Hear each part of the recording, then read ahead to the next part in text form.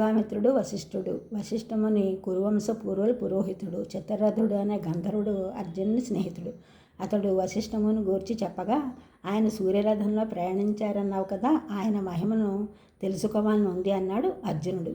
వశిష్ఠ మహాముని మహిమ చెప్పడానికి నేనంతవాణి అన్నాడు చిత్రరథుడు. తమ పూర్వపుణ్యం వల్ల అతన్ని పురోహితుడిగా చేసుకుని మహారాజ్యాలు పాలించారు. ఇక్ష్వాకు వంశ మహారాజులు కామ క్రోధాలు రెండూ జయించాడు ఆయన. ఒకసారి విశ్వామిత్రుడు ఆయనతో విరోధం పెట్టుకున్నాడు. ఆయన కుమారులను సంహరించాడు. అయినా ఆయన తొణకలేదు. కావాలంటే యమలోకం నుండి మళ్లించి తేగలడు కొడుకుల్ని. అయినా కూడా గట్టు దాటిన సముద్రంలా కట్టుబడ్డాడు విధికి. అలాంటి మహాముని వశిష్ఠుడు.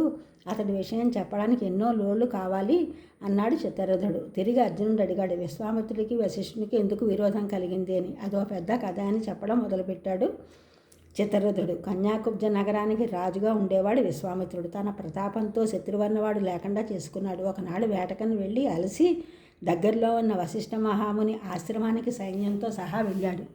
విశ్వామిత్రుడు అందరికీ ఎవరికి కావలసిన వారికి పెట్టమని చెప్పి నందిని ధేనువుతో చెప్పారు వశిష్ఠముని. నెయ్యి ఏరులై పారింది, పెరుగు కాలువలు కట్టింది, అన్నం పర్వతరాసుల్లా ఉంది, నవరసాలతో నిండిన ఎన్నో రకాల కూరలు పిండి వంటలు రాసులై ఉన్నాయి.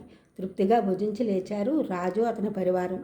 వాళ్ళ సంతోషం చెప్పనలేవి కాదు. ఆశ్చర్యపోయాడు విశ్వామిత్రుడు. ఇదంతా ధేనువు వలన కదా, ఆ ధేనువు నాకు ఇవ్వండి, 1,00,000 ఆవులు ఇస్తా అన్నాడు విశ్వామిత్రుడు.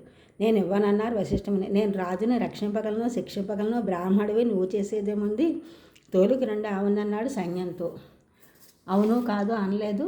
చూస్తూ ఉండిపోయారు వశిష్ఠముని. కర్రలతో కొరడాలతో ధేనువుని కొట్టారు. ఏడుస్తూ వశిష్ఠముని దగ్గరికి వచ్చింది. నన్ను ఇలా కొడుతూ ఉంటే చూస్తూ ఊరుకుంటామేమని బావురుమంది. సోదరులాంటి నన్ను కొడుతూ ఉంటే చూస్తూ ఊరుకుంటామని అడిగింది. మాట్లాడలేదు ముని. భావం గ్రహించి తన దూడను పట్టుకోపోతున్న వాళ్ళపైకి ఒక్కసారి ఒళ్ళు దులిపి దిగింది. నిప్పుల వర్షం కురిసింది. భయంకరంగా ఉంది. తోకలో నుండి వేలాదిగా సబర్లు పుట్టుకొచ్చాయి. పేడలో నుండి మూత్రంలో నుండి వేలాదిగా జనం పుట్టుకొచ్చారు. వారందరికీ విశ్వామిత్రుడి సైన్యంపై విరుచుకుపడ్డారు. తుక్కు కింద కొట్టి 3 యోజనాల దూరం తరిమి కొట్టారు. పారిపోయారు విశ్వామిత్రుడి సైన్యం. ఏముంది తెల్లమొహం వేశాడు విశ్వామిత్రుడు. తపోబలం ముందర క్షాత్రబలం దిగదుడుపు అనుకున్నాడు.